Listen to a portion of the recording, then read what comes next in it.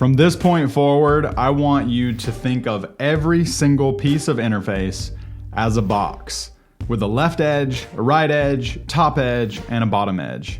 And I want this to be every string of text, every folder that contains multiple elements, every image, round or not. Consider every single piece of interface as a box.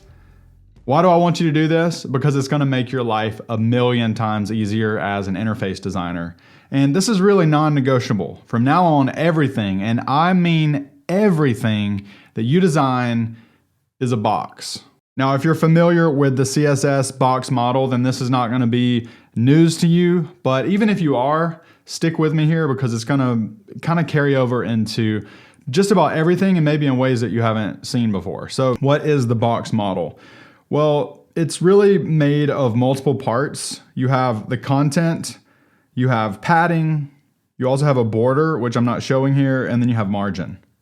And that's really the main premise of the box model here. So in this example, we have a string of text, and in the box model, everything kind of starts at the core and expands out.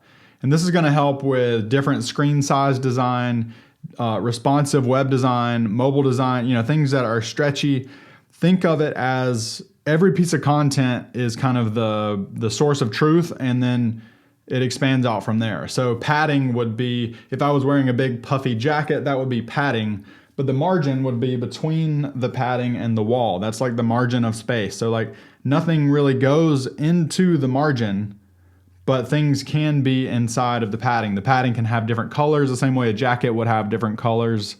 And then the jacket might have a border, like a shiny streak or something. That's where that would also take up some space. So think of the padding as a part of the object that kind of insulates it, but the margin is the space around it that nothing can go into that space. So looking at this super quick example in this code pen, I've got a little paragraph tag and I have a container around it. So that means we have a box within a box. So our first box is this paragraph container. And you can see if I just simply got rid of that, we're only going to have one box. But let me put that back and explain this a little bit more. Now, you don't need CSS knowledge really to fully understand this, but it's just helpful to show this in CSS because it kind of makes a lot more sense. It's easier to show this with actual code than it is with a design file because this is how things actually work. So if we added 0 padding to the container, you can see that now even though we have two boxes, they're right on top of each other. But if we add a little padding to the box, then we have equal 4 rims of padding. That's padding and margin. You can also see padding around the body. Let's say our HTML has a background of pink and our body, which is just basically around this, even though it's not shown, the body is actually just kind of surrounding this stuff. So right now we have a 4 rim padding on our body. We could change that to 10 and that would be larger. But look, if we add a margin of 2 rim, now we're going to have whatever's behind there is going to show up. So I just want to show the difference between margin and padding. It's not too complicated. So once you kind of get the hang of thinking of things this way, it'll make a lot more sense. But let's take a look at an actual example of an actual project. So I've shown this project before. This is called Cinesampler. And this is a desktop app for streaming orchestral instruments. So lots of different screens here, lots of different volume controls, sliders, keyboards, and also like ways to navigate the things that you can download and demo.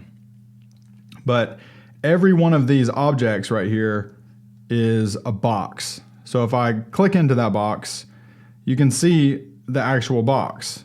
It's 605 pixels wide by 60 pixels tall, and I can change the box size, and that's gonna, right now this box is really 0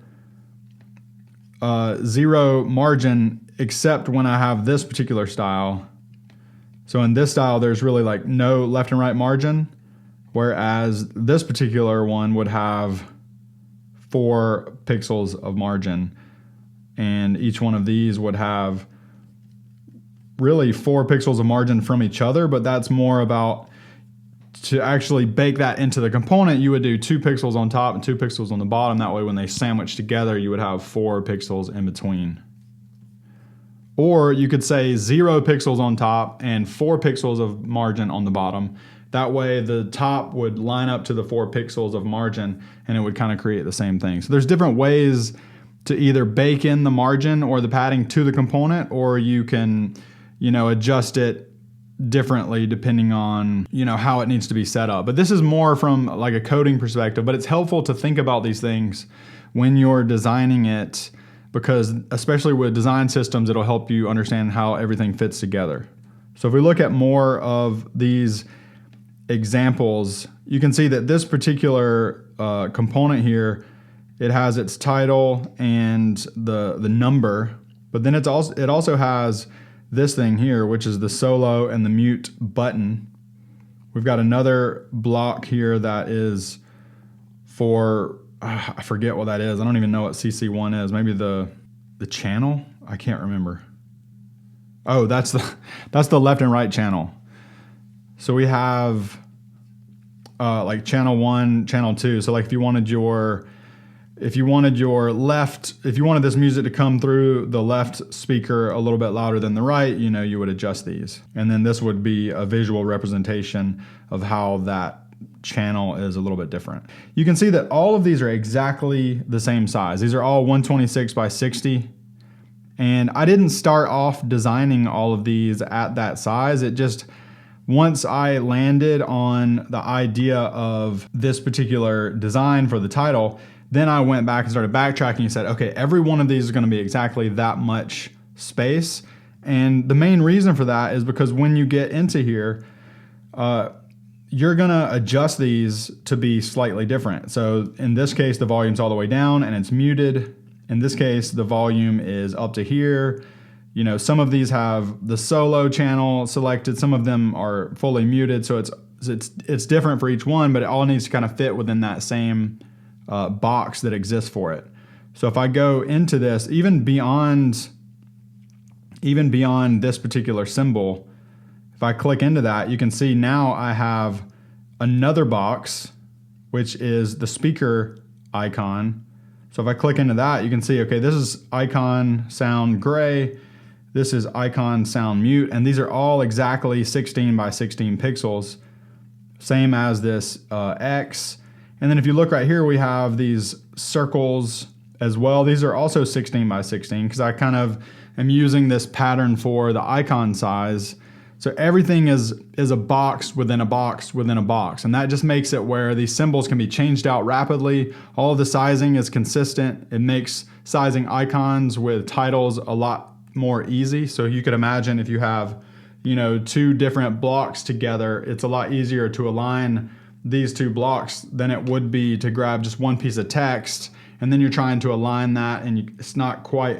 And that's kind of how typography works. Typography is within a box. One character is in a box and that gets centered within that little character box. And then that's what makes different typefaces have different line heights, different spacing, different kerning. It's all kind of bundled in within its own little container with padding kind of built in. And that's the same thing with these interface components. So if you look over here at the list here, you can see that I've got all of these are their individual components. So if I go into that, this is a kind of a child navigation component, but it also has 2 components, 2 boxes inside of it. So this one has its own, label, and then it has the icon over here as another box. And so this is its own box with it has its 24 pixels of left padding built into this component.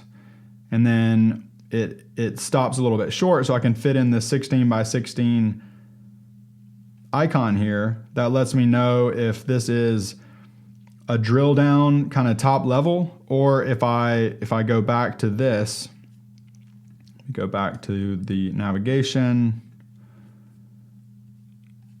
So some of these, like these, are high-level categories with a drill down indicator. And then if you get down into it, you have the little icons that let you know if you're downloading it or if it's been downloaded. But it's the exact same symbol, and they all have just slightly different icons that associate with it. And if you're not using boxes within boxes to line all this up, it's going to be quite difficult, and you might not get things lined up properly. So once you have a good design, then you can kind of abstract those into the different pieces and start lining it up and making those rules as you go, and you tidy it up.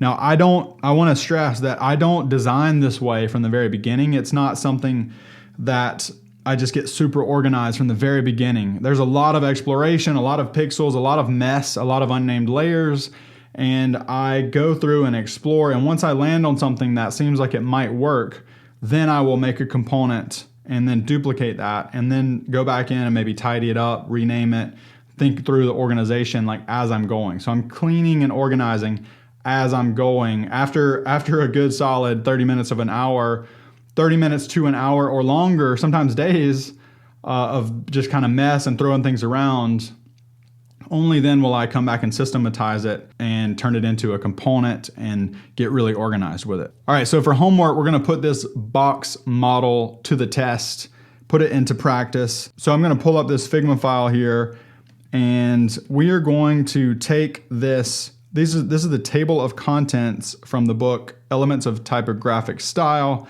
and we're going to create like an interactive page. Pretend we're creating an app that would allow you to tap each one of these sections and go to that particular section of the page. So like an interactive table of contents. And you can use this file as a starting point. And I'm just going to show you how I want you to think about setting this stuff up to set up multiple components and multiple boxes and kind of go from there. All right, so just to start off, we are going to create a couple of actual boxes. I'm going to create 3 here and duplicate it. Put that one over there and make this one a little bit bigger. So we're going to use this as our section number, our title, and then our page number. So I'm going to use the text tool. I'm going to type in 1. Going to option drag to create the title, and then the thing over here will be like the page number. Technically, I could do number because it's going to be the section number, the title, and the page number. But sometimes it might be a little bit easier just to start with the real example. And for this one, it would be the grand design, page 17. There we go. Move that over there. And while we're setting this up, one thing we want to make sure we do, see how we have 179, 199? That box is going to naturally grow wider. So we want to make sure that our box for the page number has enough room, because if this was our confined fixed width box and we try to type 179, then that's going to happen, and that's no good. So we want to make sure that this can accommodate a larger size text. So I'm going to make it a little bit larger, and I'm going to hold Command Option R to go right aligned. And then I'll make this, I'm not going to worry too much about the sizing and the padding just yet, because we can always go back and change that later. Normally I would adjust that a little bit more, but for this demo, I'm just going to go with it. So we can either right click and hit create component, or I have my shortcut key set to Command Option K. So you can see component 1, I'm going to call that table TOC page number. And I'm going to put this in here. And I'll call this, I'll do Command Option K, TOC page title, or actually section title. And this would be section, actually that would be a page number. And then let's put this here, make sure that's left aligned.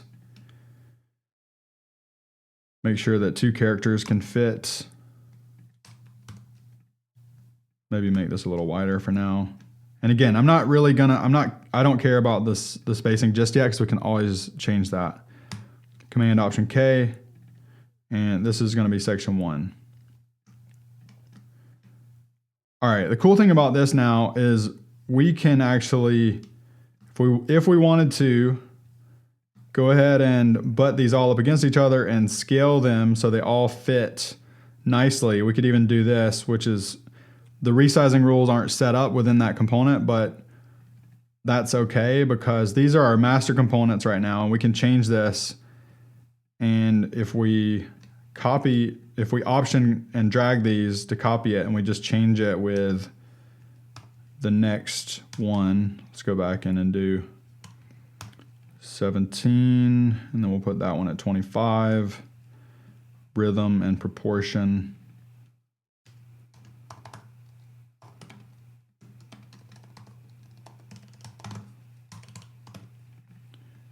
And I'll put that at 2.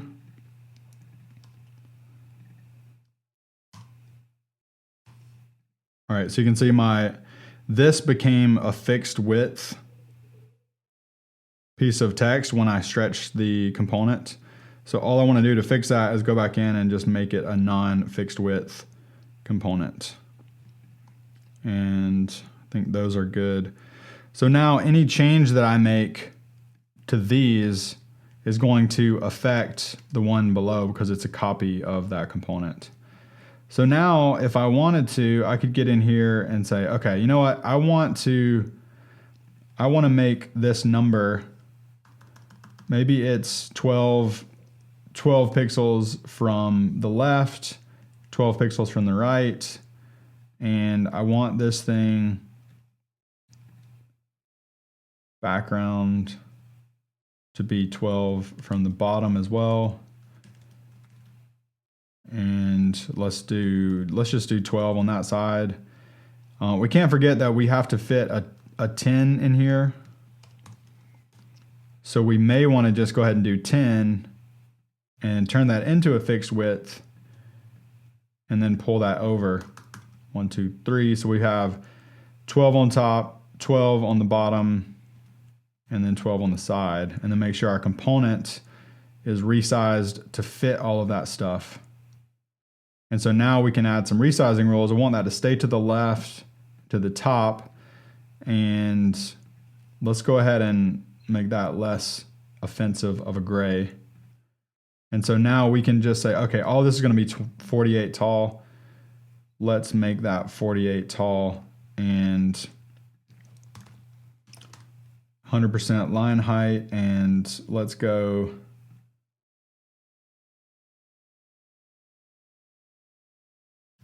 12 there. Let's go 12 all the way around on this. And actually I changed the line height to 100% on the title, so it's a little different now. I'll leave it at auto so this stays the same, and then I'll put this one back at auto. If you just delete it out, that'll go to auto. So that way it stays at 12. Because you can see when you adjust the line height, it's going to adjust the box that the type is in, and that will affect the margins. So for now, we will just leave it at auto, keep the 12 all the way around. And then so now I want to update this thing.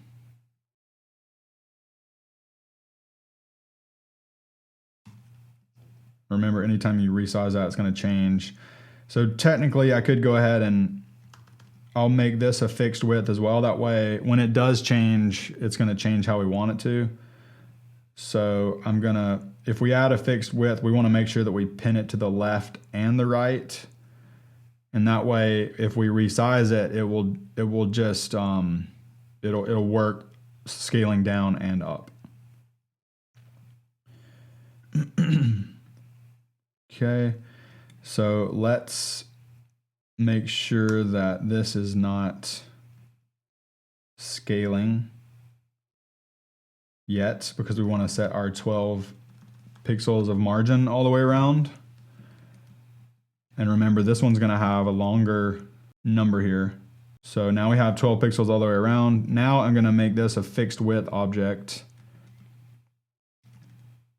and I need to make sure the component is the same size as the background. So anytime you change the size of the background on these, you can hit this little icon to make the component resize to fit everything inside of it. I'll go ahead and change the background color of these just to make it a little bit better. All right, so now we know that all of this is going to fit together. So I'm going to kind of just butt these against each other.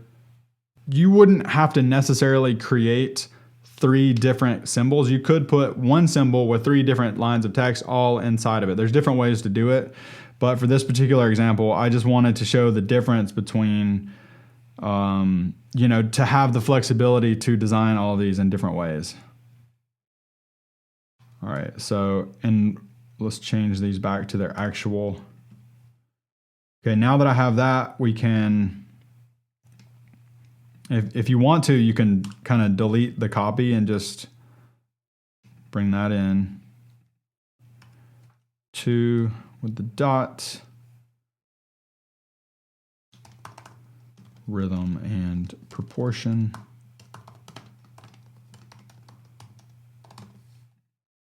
Page 25. All right, so I'm not gonna do the rest, but that's enough to kind of get you started. You can just option drag this and then hit Command D over and over to make a bunch of copies. And then you could change that out if you wanted to. And so this you would want to, you know, you can definitely tell this is too close to the edge. So you might want this to be moved over. Maybe the backgrounds are actually white and you don't have a module. And, you know, you kind of play around with how that should work. And, you know, should the page number be bold or black, you know?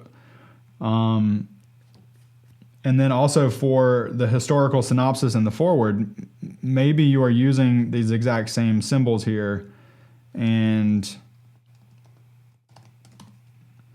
you want them to line up, because these don't necessarily have sections because they're not actually a part of the sections. But I don't know if it would actually make sense to line this up here, because then you're kind of breaking off your alignment.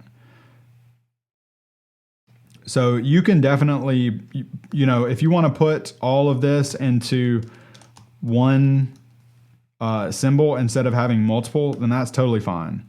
You know, you could totally copy this out, paste it down here, and draw a rectangle around it, select it all, and then boom, that is your line item.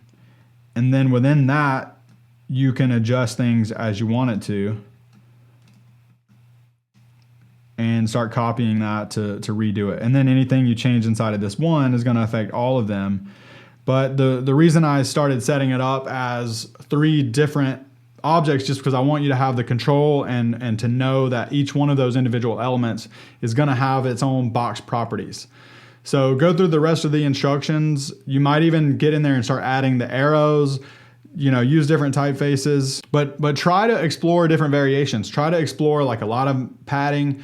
Maybe the page number has a square around it, but I want you to kind of start thinking really hardcore about this box model and how the spacing on the top and the bottom of the content is really going to dictate the line height of that piece of component. So treat that one block as either one component or one component with 3 nested components, and it might have a 4th nested component if you add an arrow, some kind of like, just make a nice kind of finished design that looks interactive. Maybe the arrow has a color. You decide, you're the designer, you make your decisions, and just think about the box model. Think about that kind of padding and margin difference. So also if you want to add a module, there might be some margin around that module, the same way we saw the HTML and the body margin. So you make those decisions, but post your work in Slack, get some feedback. And again, if you're feeling good about this one, post it to Dribbble and get some real world feedback. And again, if you want to pick a different book that you like more, go for that. But if not, go with the elements of typographic style. And I can't wait to see what you come up with.